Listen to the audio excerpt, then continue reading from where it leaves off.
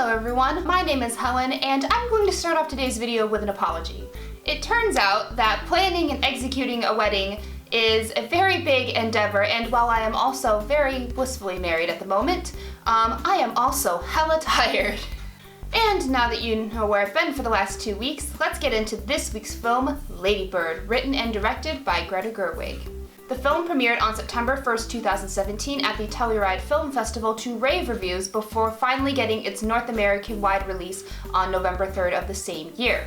It grossed $78.6 million at the box office against a $10 million budget. It was universally acclaimed by critics, and at one point it was the best reviewed film to ever stay at 100% on Rotten Tomatoes.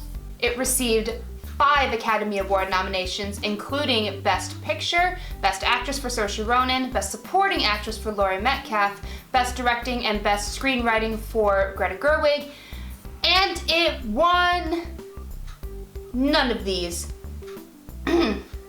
Still a bit bitter about that.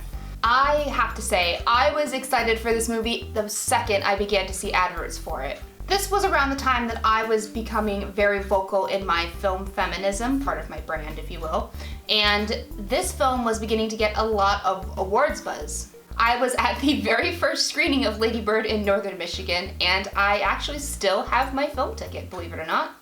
And the chief word that I would use to describe this movie is honest. Raw, incredibly honest.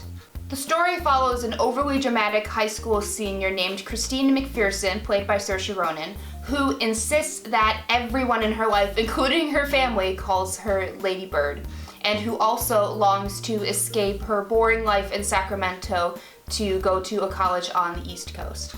The film explores the relationships that Lady Bird has with those around her, but the most important relationship in the film is the one that she shares with her mother Marion, played excellently by Laurie Metcalf. Seriously, how did she not win an Oscar for this? They share a complicated relationship as Lady Bird laments constantly the fact that her family is lower middle class, without regard for how her words affect the people around her. Lady Bird is far from a perfect human being. She gets unjustifiably jealous of her best friend Julie, played by Beanie Feldstein, for getting the lead in the school musical, and she also lies to the popular kids about how rich she is just to get in with them. Suffice it to say, Lady Bird and I share a few overdramatic qualities that we had in high school, although she takes it way further than I did. Greta Gerwig has talked at length about her inspiration for writing the film. While none of the events in the film actually happened in real life, she does speak honestly to the joy and struggles and fears that teenagers across the world face as they prepare to become adults. There is the excitement and anxiety that Lady Bird experiences as she waits to figure out what school that she's going to get into. This is something that I really related to when I saw the film for the first time. I was living in Northern Michigan at the time, and I was also applying to London Film School to get my screenwriting master's. And as much as I love Michigan with all my heart, I, at the time, was ready to move on and forward with my life. In fact, there is a point in the movie where Lady Bird refers to Sacramento as the Midwest of California, and that cracked me up because as someone who is actually from the Midwest, that statement could not be more true. And because Greta Gerwig is actually from Sacramento, she captures this fascinating duality of a place that Lady Bird loves and knows innately, and also a place that she is dying to escape from. You see the affection that she has and also the resentment that she has with her hometown. There is a montage at the end of the film of various glowing signs of local businesses throughout Sacramento at night, and these are the type of places that would be otherwise unremarkable to an outsider, but would actually hold a lot of significance for someone who had lived there their whole life. And that's the type of relationship that I feel with my hometown. By far the best element of this movie is the relationship that Lady Bird shares with her mother and the exploration of it. They butt heads constantly throughout this film, but there is always this underlying affection between them. Lady Bird is seemingly unappreciative of the tireless amount of work that her mother puts in to keep the family afloat financially, be it complaining about having to go to the library for books instead of being able to buy them at the store, or going thrift shopping for nice clothes, or probably most unforgivably, in my opinion, the fact that she does not want to spend Thanksgiving with her own family and elects to spend it instead with her upper-class boyfriend Danny, played by Lucas Hedges. But Lady Bird and her mother are also able to have very open and honest conversations, mostly about sex and relationships. And when she loses her virginity to the uncaring Kyle, played by Timothée Chalamet, instead of berating her for having sex out of wedlock, her mother recognizes that she is going through a tough time, and they go on their favorite activity, which is going to open houses for upper-class homes. That amused me to no end. The most honest conversation that they have is toward the end of the movie when Lady Bird is shopping for a prom dress with her mom. Lady Bird asks her mother up front if she likes her, and when her mother responds, "Of course I love you," she asks her again if she likes her. Her mother instead tells her that she wants her daughter to be the best version of herself that she can be, to which Lady Bird responds, "What if this is the best version?" This is implicitly asking her mother if she would love her no matter what, if she would like her no matter what. And there is complete silence after that. It is so refreshing and heartbreaking to see that kind of honest relationship between a parent and a teenager portrayed on screen like this.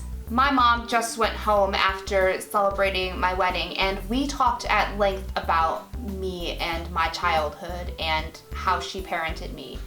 And she would always tell me, you know, I didn't always like you all the time, but I always loved you. Because let's face it, I was also an overly dramatic problem child at times. But it's nice to know that my mom would love me no matter what. And I think that is what Lady Bird is searching for from her mother in that moment. Like any good mother, Marion is just trying to look out for her babies, which also includes Lady Bird's older adopted brother Miguel and his girlfriend Shelley, whose parents kicked her out because of the sex that she was having with Miguel. Marion sends Lady Bird to a Catholic school to avoid the knife crime that she knows happens at the public school, even if Lady Bird always behaves in a decidedly unreligious way. Side note, as someone who spent a combined 7 years at various Christian schools in my lifetime, I cracked up at all the religious humor in this movie. It is spot on. The final thing that I will point out about this film is that while it is relevant to any teenager and the struggles and fears and joys that they are looking at today, it is very much a period piece set in the year 2002, and Greta Gerwig captures this time period perfectly and so precisely. For a start, 9/11 is still very much fresh in everyone's minds. At the beginning of the film, it will have been only a year since the attacks took place. The first mention of 9/11 is on a bulletin board that we see at the beginning of the film in a classroom, which says "Never Forget." It also comes up in Lady Bird's conversations about getting to school in New York because she believes that she has a better chance of getting to school there because not as many people are applying to schools in New York because they are afraid of terrorism. Which, granted, I was 7 years old in 2002, but may or may not have been the case. Feel free to tell me about that in the comments if you have some insight on that. And the film also covers the bulk of 2003, which also includes news stories about the US invasion of Iraq. Another aspect of the film that firmly plants it in 2002 is the state of technology at the time. Only the rich kids have cell phones, and I assume that they are either Nokias or Motorola's because the iPhone hadn't been invented yet. I know, shocking. Lady Bird and her mother are listening to a book on tape of The Grapes of Wrath as they return from their college trip at the beginning of the film. And yes, those are cassette tapes from the library. And side note, that opening montage is a masterclass in setting up your characters, their conflicts, and their hopes and dreams within the first 5 minutes of the film. Please go watch it if you are interested in characterization. Lady Bird has to physically mail off all of her college applications in order to get the deadline on time, which is so interesting to me because when I was applying for colleges, we could do the FAFSA online and all of our things had the Common App. Yes. That was mind-blowing for me. And perhaps my favorite reference in the entire movie. Cry Me a River by Justin Timberlake is playing in the background at a house party thrown by the rich kids. This is the best use of JT in a movie ever, including the movies that he's actually acted in. This film is an overall delight, and it is one of the few films that I am 100% laser focused on whenever I put it on. That means my phone is turned off and put away, and I am so invested in these characters' stories. It is an incredibly honest portrayal of a teenager coming of age. This person is nowhere near perfect, but she does grow by the end of the film, and that last phone message that she leaves her mother at the end telling her how much she loves her and appreciates her mom just made me cry, and it is one of my favorite mother-daughter scenes in the entire in a movie. Just in movies in general. Now, let's jump back to the Oscars a bit. And yes, I recognize that these awards are arbitrary, they don't actually determine how good a film is, and they definitely don't determine what the actual best overall movie of the year was. If they did, Green Book would not have won this year. And believe me, as a fan of the How to Train Your Dragon movies, I have had my fair share of disappointment with this ceremony. Disney. But at the Oscars, this is a real problem, films that are about women and that have women as the driving creative forces behind them are largely left out, and this is especially true in the directing and writing categories. The idea of what makes a good director is a very male perspective, as in someone who has a loud, commanding voice on set and can control very, very, very large-scale productions. Being a good director means having a strong, decisive vision for what you want the project to be, hiring the right people to collaborate with to help you make that vision a reality, and keeping that vision at the forefront throughout the entire process. And is that not what Greta Gerwig did throughout the entire course of making Lady Bird? She rightfully received nominations for directing and screenwriting for this film, but in the former category, she is only the 5th woman to be nominated for this award in 90 years of 5 nominees a year. 5th. And the last woman to receive a nomination, Kathryn Bigelow, won 10 years ago in 2009. And she was the first, and so far only one. But here's the difference. Kathryn directed a film that was largely centered around men and featured almost no women in supporting roles, correct me if I'm wrong. The other 3 women, Lena Wertmuller, Jane Campion, and Sofia Coppola, were nominated for films that either focused entirely on women or told men's stories that were not technically told in a traditional sense. We are seeing more films by and about women hitting the mainstream and gaining more attention that way, and that's great, but these films are largely still seen as pure popcorn fare and not necessarily interesting and nuanced portrayals of women that are recognized during awards season, and that is a huge shame. Lady Bird is unfortunately an exception to that rule and not the norm. Case in point, along with The Post, which also had a female protagonist and a female screenwriter, Lady Bird was one of 2 films to have a Best Picture nomination and not win any awards on the night that year.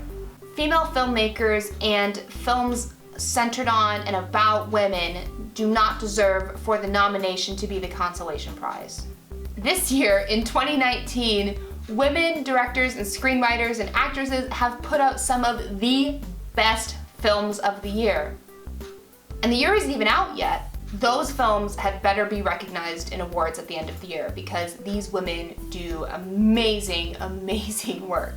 And as I mentioned earlier, the Oscars are arbitrary, and while the lack of one doesn't make the film any less perfect, it still would have been nice to see Lady Bird, and in particular Greta Gerwig, have some sort of recognition. I know she got a Golden Globe, but an Oscar would have just been amazing, especially for the screenplay, which is just to die for. In any case, those are my thoughts on Lady Bird.